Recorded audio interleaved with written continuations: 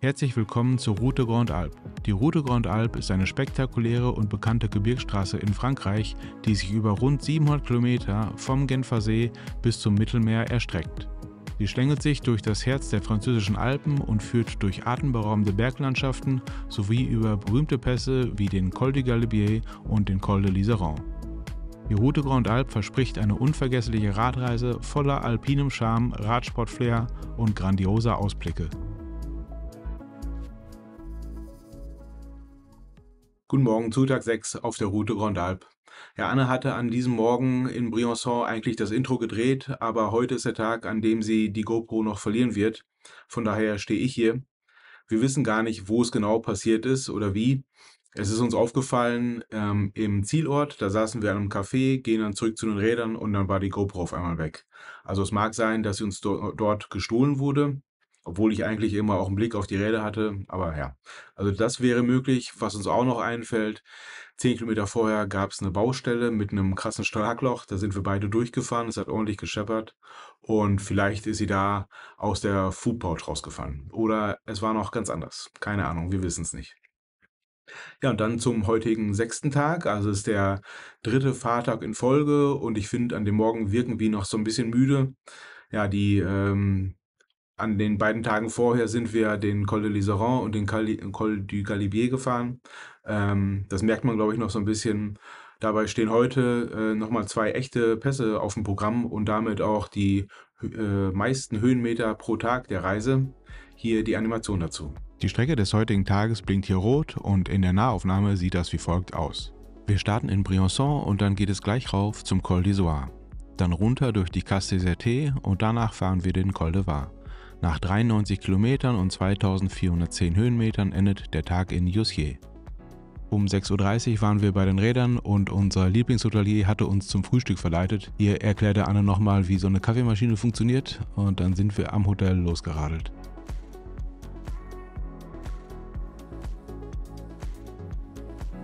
Nach ein paar Metern ging es dann auch direkt hoch zum Col d'Izoard. Der Anstieg ist 19 Kilometer lang und die ersten 12 Kilometer sind angenehm flach. Etwas steiler wird es erst auf den letzten 6 bis 7 Kilometern. Au revoir, Briançon.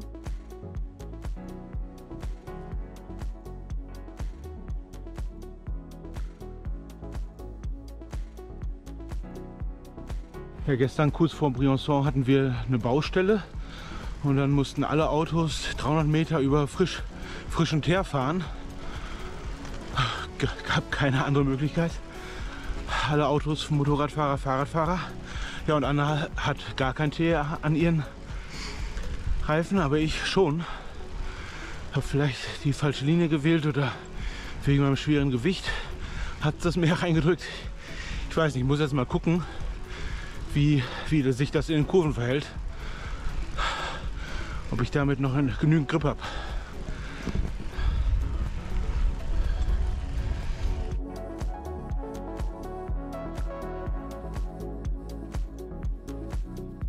So, wir mussten gerade mal kurz stoppen, weil um 7 Uhr ist gerade das Gavia-Pass-Video online gegangen und dann musste ich einmal die Komoot-Strecke öffentlich machen und auf Insta aufs Video hinweisen. Ja, die Videos kommen halt immer mit Zeitverzug. Also auch wenn ihr dieses Video sehen werdet ihr zurückdenken, okay, wann war denn Gavia-Pass? Also heute ist der 9.9. Das wird dann schon ein paar Monate her sein. Ne? Ja, so ein Video dauert bei mir mittlerweile, ja, also mit, ja, natürlich Video, also Szenenauswahl, Animation, Voice-Over einsprechen, Musik, Titel, 5-mal Kontrolle gucken. Ja, ich will mal schätzen bis zu 20 Stunden. So ein Video ist halt mittlerweile schon ziemlich aufwendig. Der Anstieg war schön ruhig, denn die verkehrstechnische Bedeutung vom Col d'Izoard ist gleich 0. Und er hat rechts durchgehend einen Fahrradstreifen bis oben. Das hat man bei der Größe sehr selten. Wir sind ja schon 6 Kilometer gefahren und bisher alles gut fahrbar. Die eigentliche Steigung vom Col d'Izoard kommt erst auf den letzten 6 Kilometern von 18. So, während Anne gerade mal die Armlänge anzieht, sehe ich nach ein paar Kilometern, der Teer wird deutlich weniger oder ist hinten eigentlich schon komplett ab. Vorne wird es auch deutlich weniger. Das stimmt mich doch positiv, dass es jetzt durchs Fahren abgeht. Sehr gut.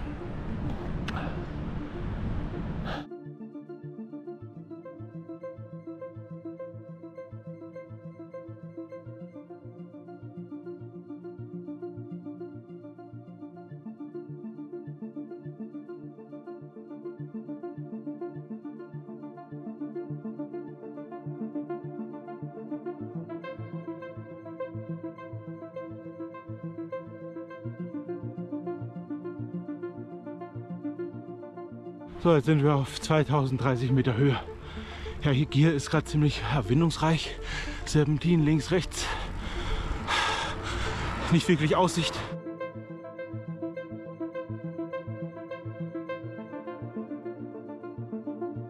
So, der Wald lichtet sich. Und wir haben es dann auch gleich geschafft. Noch 1,4 Kilometer, 97 Höhenmeter. Refuge Napoleon. Hier vorne links.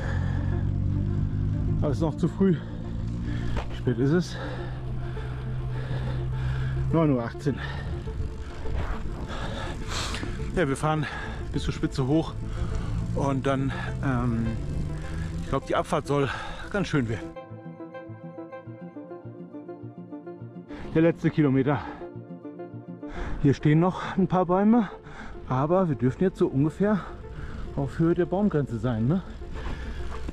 2300 Meter. So scheint das für mich.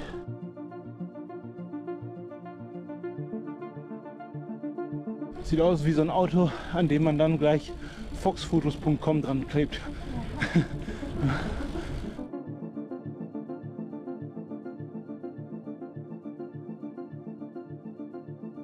Und hier die Strecke von Briançon bis zum Col d'Izoard, auf dem wir gleich ankommen werden.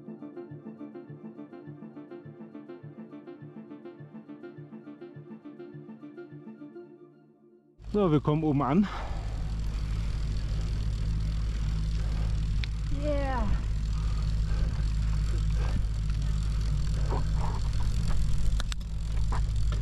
Wir haben es geschafft.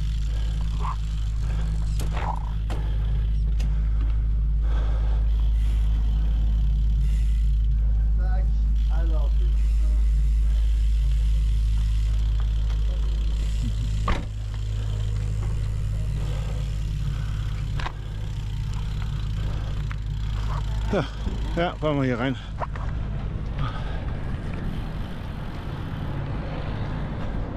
Jo.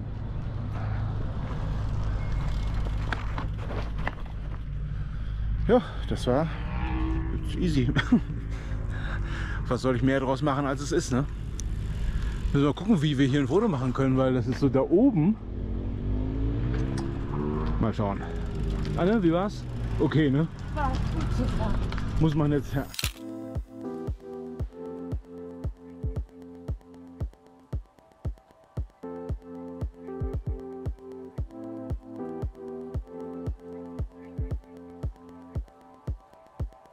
Gut, wir machen uns jetzt mal auf den Weg runter. Ist jetzt schon ziemlich voll geworden hier. Ja, die Sonne ist jetzt da. Foto haben wir auch gemacht und ich glaube, wenn ich es noch gestern richtig weiß oder von gestern, wie die Abfahrt jetzt ganz schön. Die Abfahrt in Richtung Süden nach Guillestre ist ca. 34 Kilometer lang, aber nur die ersten 15 Kilometer geht es davon steil runter. Der Teil danach ist merklich flacher und ich glaube, der Izoard ist insbesondere für den ersten Teil dieser Abfahrt und die Casse des Erte bekannt. Das ist eine trockene Verwitterungslandschaft mit Schutthalden und Felsnadeln, sehen wir alles gleich noch. Ja, dann würde ich sagen, sehen wir uns unten in Guillestre.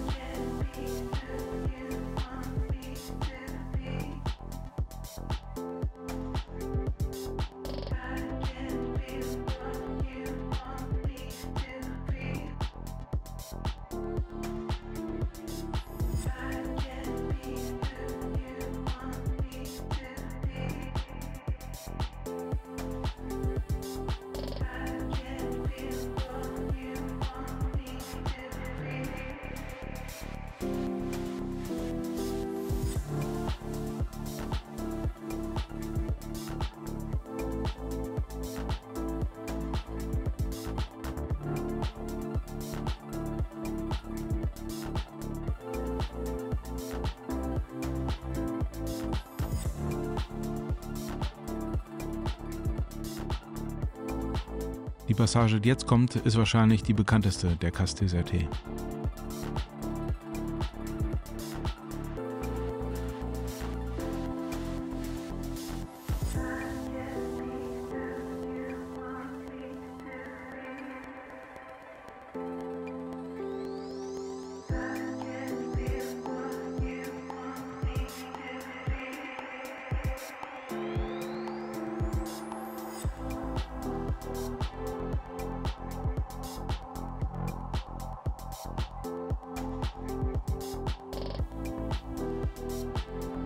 Den dritten grüße ich sogar beim Bremsen mit dem kleinen Finger.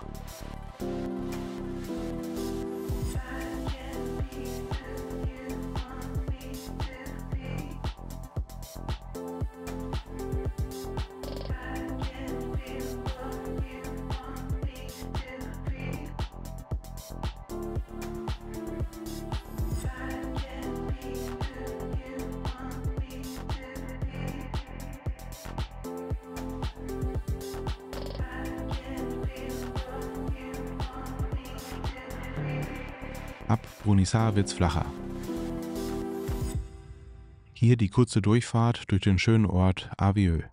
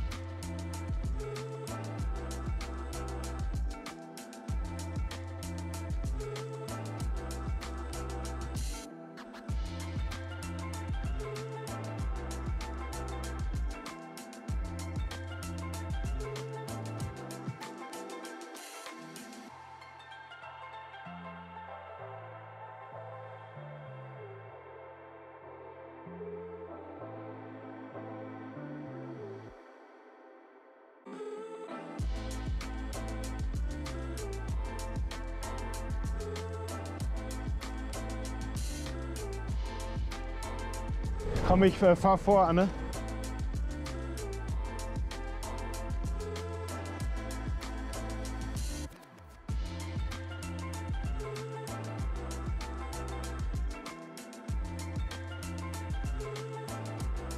Die Abfahrt bis nach Giliestre.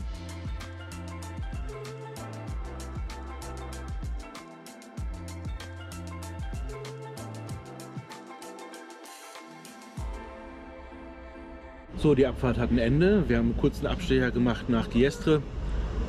Machen hier ausgiebig mal Pause mit einem schönen Sandwich und Gebäck. Ja, und dann freuen wir uns auf den letzten Pass des Tages, bevor dann morgen der Pausentag kommt. Yeah! Ja, darauf freuen wir uns jetzt auch. Okay, wir fahren aus Giliestre raus und sind schon auf dem Col. Mal zur Abwechslung zur Mittagszeit, kurz vor 12. Dann müssen wir heute mal durch. Das ist der Anstieg zum Col de Var, knapp 19 Kilometer lang und es geht 1112 Höhenmeter rauf. Er ist zweigeteilt, erst steiler, dann kommt ein flaches Stück und dann geht es noch etwas rauf. Bei meinen Radreisevideos geht es mir unter anderem auch darum, die Strecken vollständig und nachvollziehbar zu zeigen. Daher schauen wir uns jetzt auch den blödesten Pass der gesamten Reise an. Mag sein, dass das morgens oder abends schön zu fahren ist, aber mittags mit viel Verkehr war das einfach nichts. Schön, aber auch hart. Ja, hier geht's jetzt, ne? Aber unten so der Beginn, ja, schon nicht so ganz so sympathisch. Ja. Einfach irgendwie Straße.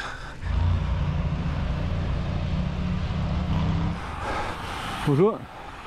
Bonjour. Der Schweiß läuft.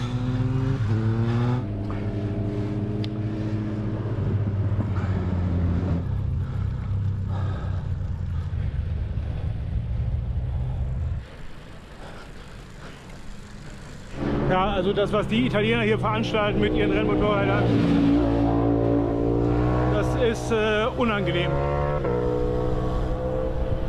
Überholen doppelt uns nebeneinander, fahren hier so kleine Rennen Jo. Sehr, sehr geil. Ich weiß nicht, ob es wirklich so ist, aber ich könnte mir vorstellen, dass die Italiener über den Passo d'Aniello hierher und eine Runde über den Var fahren und dann wieder zurück. Jedenfalls war es sonst nicht so. So, die heftige Hälfte vom Col de Var ist geschafft. Wir rollen gerade ein bisschen runter, ein paar Kilometer. Und gucken mal, ob wir da irgendwo in den Schatten kommen.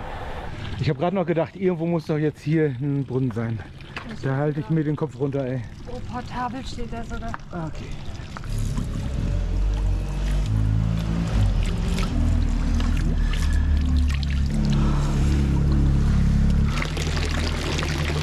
%.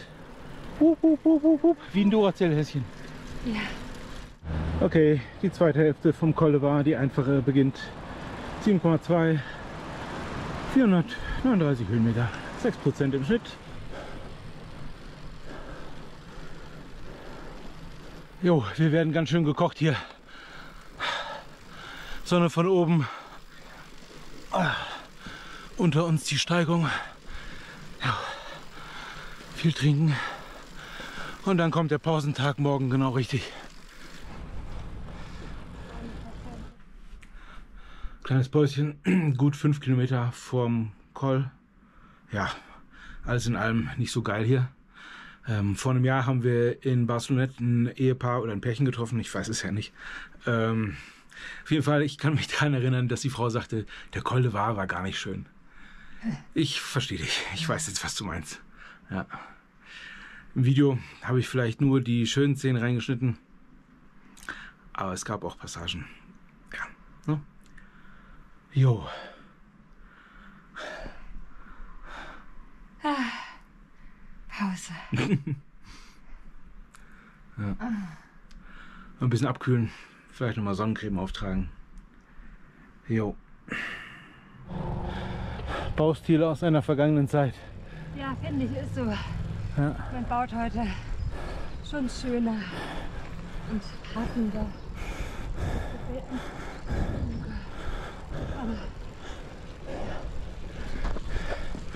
Ja, solange es überlebt, scheint es noch welche anzuziehen.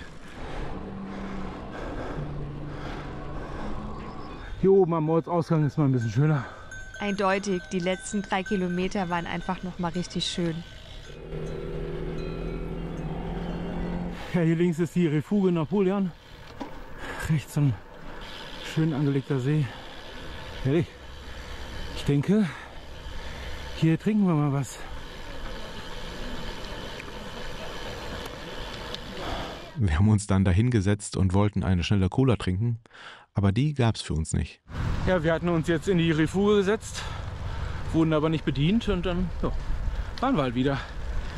Ich beschwere mich da nicht groß. Wenn sie zu viel zu tun haben, ist das ja okay. Ja. Manchmal soll es irgendwie nicht sein.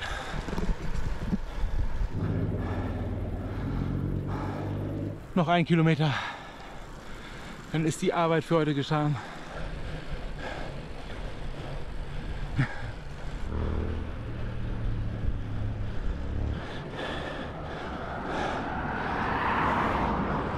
Von oben sieht der Anstieg zum Col de Var ja eigentlich ganz interessant aus.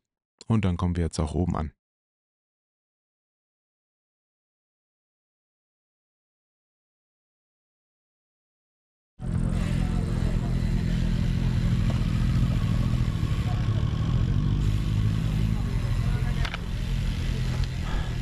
Ja, da links ist das Schild, aber das sparen wir uns fast mal, oder?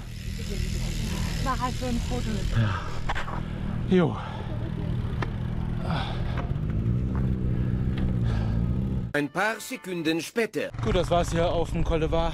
Da vorne hätten wir gern was getrunken, gibt aber keinen Platz mehr im Schatten. Also machen wir uns jetzt auf den Weg die Abfahrt runter. GoPro an der Brust ist hier leider nicht angegangen, sodass der erste Teil der Abfahrt fehlt. Es geht jetzt erst später los und insgesamt geht es 14 Kilometer und 800 Höhenmeter runter.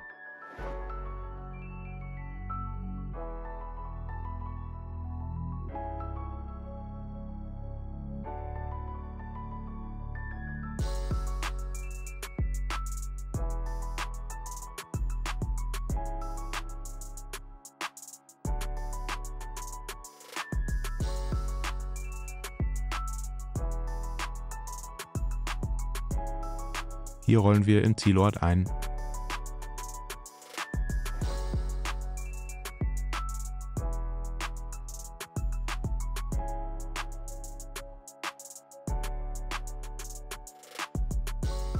Wir sind dann noch kurz in Jussieu einkaufen gewesen und haben uns auf den Weg zur Unterkunft gemacht. Das ist da oben das Weiße Schloss mit den Gebäuden drumherum. Und hier noch kurz die Abfahrt vom Col de Var bis nach Jussieu.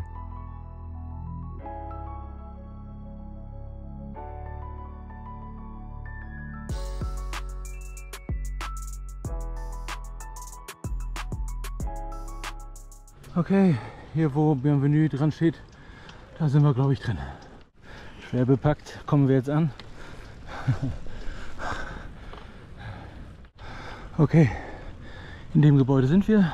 So, wir sind jetzt am Apartment angekommen, geduscht haben wir auch schon, die Räumlichkeiten passen, das Bett passt, eine Sitzecke haben wir und eine Küche. Ja, und sonst ist die Stimmung gerade etwas down. Anna hat heute ihre GoPro verloren mit sämtlichen Aufnahmen. Ja gut, also es war jetzt nicht so viel.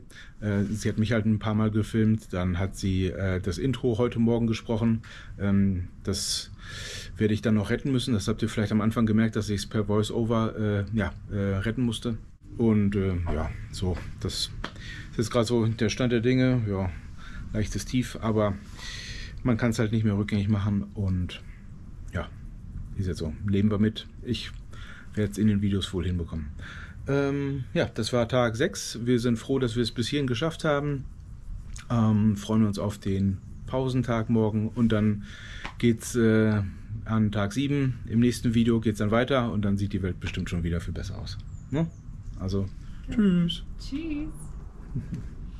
Der E-Bike- und Fahrradschutz von Helden.de entschädigt euch beim Diebstahl eures Fahrrads im Wert von bis zu 15.000 €.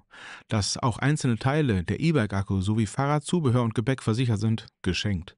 Viel interessanter finde ich, dass der Schutz erfüllbare Anforderungen an die Sicherung des Fahrrads stellt. Man braucht einfach ein verkehrsübliches Fahrradschloss.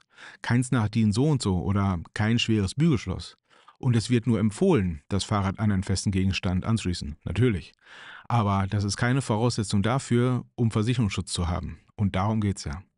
Alles digital, keine Selbstbeteiligung und jederzeit kündbar. Mit dem Code MADO9 sparst du dauerhaft einen Monatsbeitrag pro Jahr.